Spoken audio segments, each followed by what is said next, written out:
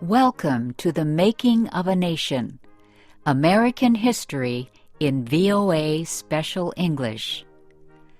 A new leader stood before the American people on March 4th, 1913.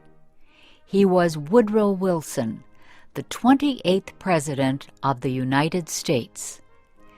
Wilson belonged to the Democratic Party. He was progressive in his belief that government should take an active part in efforts for social reforms. This week in our series, Kay Gallant and Harry Monroe begin the story of Wilson's presidency.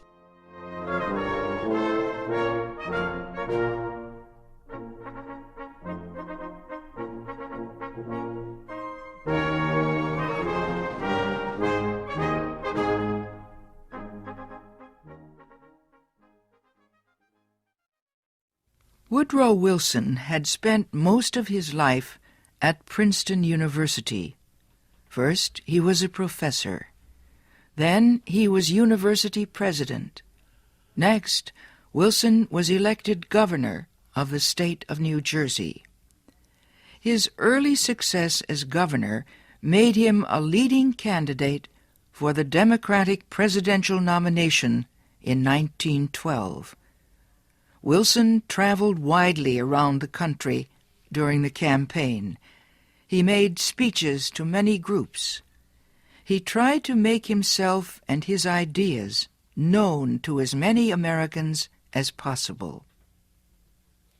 Wilson called his program the New Freedom.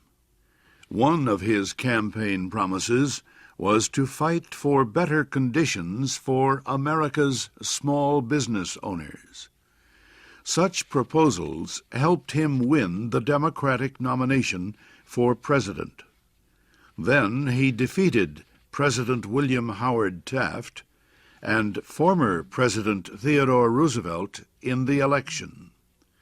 Woodrow Wilson, the former president of a university, had become the president of a nation.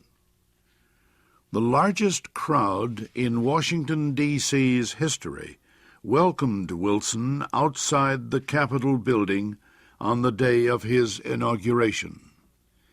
He called on the American people to join him in making the country a better place. "Our duty," Wilson said, "is to correct the evil without hurting the good. I call all honest men, all patriotic, all forward-looking men to my side."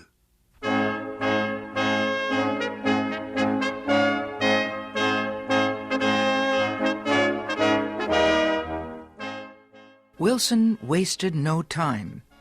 He immediately called a special session of Congress to act on Democratic campaign promises to reduce import taxes or tariffs.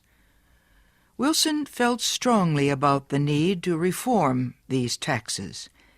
He broke tradition by leaving the White House to appear before Congress in person to appeal for his tariff proposals. Many members of Congress opposed Wilson's plans, but the new president used the results of a Senate investigation to win the fight. The investigation showed that a number of senators owned companies that depended on high tariffs for their profits. The votes of these senators were influenced by their property holdings. Public knowledge of the situation forced many of them to give up their holdings and stop resisting tariff reform. Congress finally approved Wilson's proposals. Lower tariffs reduced the amount of money taken in by the federal government. So the Senate also approved a tax on income or earnings. A constitutional amendment had been passed earlier to permit such a tax. President Wilson and the Democratic Party were pleased with the new tariff and income tax bills. But they were far from finished. Next, they turned their efforts to reform of the banking industry. For several years, many people had recognized the need for changes in the banking system. The old system of uncontrolled private banks had developed years earlier, before the United States became a major industrial nation. Many people agreed that a more modern system was needed, but they could not agree on details. President Wilson said control of the nation's wealth was held by too few men. He noted a report that said just 2 men controlled 10% of the total wealth of the United States. Wilson said the nation needed a money supply that could be increased or reduced when necessary to correct economic conditions. He said a method was needed to let banks help each other during economic emergencies. And, he said, laws were needed to prevent a few wealthy men from using the economic resources of the country for their own purposes. Finally, Wilson said the control of this system of banking must be public, not private. It must belong to the government itself. Wilson called his proposal for a central bank the Federal Reserve System. Under the plan, the nation would be divided into 12 areas. Each area would have its own Federal Reserve Bank. These area banks would not do business with the public. They would serve only as bankers' banks, and they would issue a new form of money supported by the federal government. Most important, the leaders of the new system would be chosen by the government, not by private business.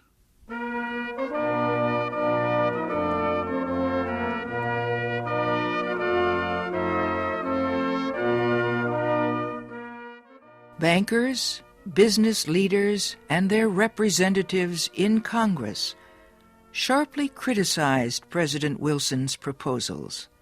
They said government control of the banking system was socialism, not capitalism. But Wilson refused to change his proposals, and he helped to lead the fight to make them law. Finally, Congress agreed. It did not take long for bankers to discover that the new system was much better than the old one. Today, the Federal Reserve System is one of the most important institutions in the United States. For Woodrow Wilson, the fight over the banking system was yet another political success. He had won major reforms in the nation's tariffs, taxes, and banking systems. Now he told Congress that new legislation was needed to control the power of monopolies and trusts. These were the giant companies and business alliances that controlled complete industries. Wilson proposed a new antitrust law to control the actions of large companies. His supporters in Congress wrote a bill that listed a number of business activities that no longer would be permitted. For example, no longer could a company set prices that would reduce competition or create a monopoly. No longer could corporations buy stocks of competing companies. No longer could they demand that a store refuse to sell competing products. The new bill also protected labor unions from being charged with antitrust violations. It gave unions more power to organize and protect workers. At President Wilson's request, Congress also prepared a law that set up a government agency called the Federal Trade Commission. The commission was given the job of investigating wrongdoing in business. It had the power to force companies to obey the new antitrust laws and other rules. Both the antitrust law and the Federal Trade Commission help protect small business owners from the power of business giants. Once again, the proposals caused fierce debate, but once again, Congress finally voted to give Wilson most of what he wanted.